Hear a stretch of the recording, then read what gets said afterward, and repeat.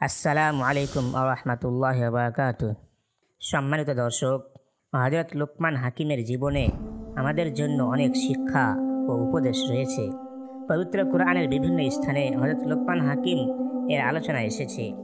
তিনি ছিলেন মহাজ্ঞানী ও পণ্ডিত ব্যক্তি। কেউ কেউ তাকে নবীও বলেছেন। তারই জীবন থেকে নেওয়া ছোট্ট একটি শিক্ষণীয় ঘটনা আপনাদের সামনে তুলে ধরতে চলেছি। তো চলুন শুরু করা যাক। একটি ফলের বাগান, অনেক বড়, কয়েক একর জমি নিয়ে এর বিস্তৃতি। বাগানের মালিক বেশ পয়সাওয়ালা। বাগানে আসার তেমন একটা সুযোগ হয় না তার। মালিকের কিছু কর্মচারী আছে, মালি আছে। তারাই বাগান দেখাশোনা করে, পানি দেয়, পরিচর্যা করে, আগাছা কেটে পরিষ্কার রাখে।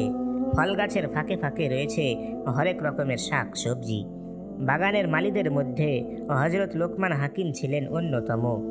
অন্যান্য মালিরা তাকে মানত, শ্রদ্ধা করত, প্রয়োজনে পরামর্শ নিত। বাগানের ক্ষতি হয় এ ধরনের কাজ থেকে সবাই বিরত থাকত। বহুদিন যাবৎ মালিক বাগানে আসেন না, আসার প্রয়োজনও বোধ করেন না। কারণ মালিদের উপর তার প্রচণ্ড আস্থা ছিল অগাধ বিশ্বাস। তিনি মনে করতেন কখনো তারা বাগানের অনিষ্ট সাধন করবে না।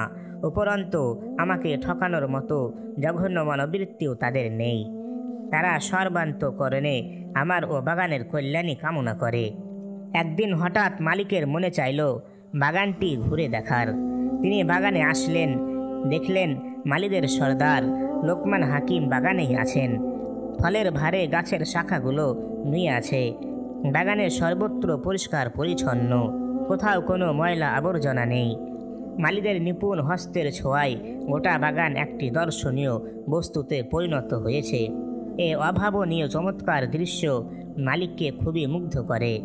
কিছুক্ষণ বাগানে হাঁটাহাঁটির পর মালিক একখানা গাছের ছায়ায় বসে পড়লেন। তার মাথার উপর তখন তাজা ফল ঝুলছে, আর খানিক দূরে রয়েছে কাকড়ি নামক মজাদার সবজি। বড়ই অপরূপ সে দৃশ্য। মালিক কতক্ষণ বিশ্রাম নিলেন। তারপর হযরত লুকমান হাকিমকে ডেকে বললেন, হাঁটতে হাঁটতে বেশ ক্লান্ত হয়ে পড়েছি, আমাকে একটি কাকড়ি খাওয়াও। লুকমান হাকিম দ্রুত নির্দেশ পালন করলেন। তিনি সঙ্গে সঙ্গে একখানা কাকড়ি এনে মালিকের হাতে দিলেন। আজ মালিকের মনে নিজের বাগানের কাকড়ি নিজেই কেটে খাওয়ার স্বাদ জাগলো। তাই মালিদের কাউকে তা কাটতে দিলেন না। নিজেই কেটে টুকরো টুকরো করে সর্বপ্রথম এক টুকরো কাকড়ি লুকমান হাকিমকে খেতে দিলেন। হযরত লুকমান হাকিম কাকড়ির টুকরোটি সানন্দে গ্রহণ করলেন এবং মুখে দিয়ে সশব্দে মজা করে খেতে লাগলেন। মালিক তার খাওয়া দেখে ভাবলেন, হয়তো এ কাকড়িটি বেশ মিষ্টি ও মজাদার হবে। তাই তিনিও দেরি না করে এক টুকরো মুখে দিলেন। কাকড়ির টুকরো মুখে দেওয়ার সাথে সাথে মালিকের চেহারা বিবর্ণ হয়ে গেল। তার সুন্দর দীপ্ত মুখমণ্ডল ছেয়ে গেল কালো অন্ধকারে। কারণ এ কাকড়িটি ছিল বড়ই তিক্ত ও স্বাদহীন। মালিক অবাক হলেন, অস্ফুট স্বরে বললেন, লোকমানের খাওয়া দেখে বোঝা গেল কাকড়িটি বেশ মজাদার হবে, কিন্তু আমার নিকট তো খুবই তিক্ত লাগলো। লুকমান হাকিম মালিকের মনোভাব বুঝতে পারলেন। বললেন, হুজুর, কি হয়েছে? কোনো অসুবিধা হচ্ছে না তো? অসুবিধা হচ্ছে না মানে? আমার তো পেটের নাড়ি ভুড়ি বের হওয়ার উপক্রম হয়েছিল। কেন, কি হয়েছে আপনার?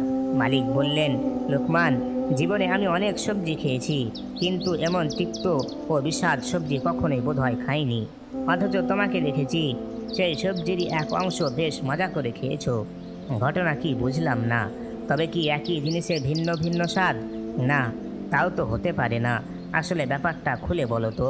এবার লুকমান হাকিম বললেন, ব্যাপার মূলত কিছুই নয়। একই সবজিতে ভিন্ন ভিন্ন স্বাদ কেন আসবে? আসলে আপনার টুকরোটি যেমন তিক্ত ছিল, আমার টুকরোটি তাই ছিল। মালিক বললেন, তবে কেন তুমি বললে না যে এটা ভীষণ তেতো?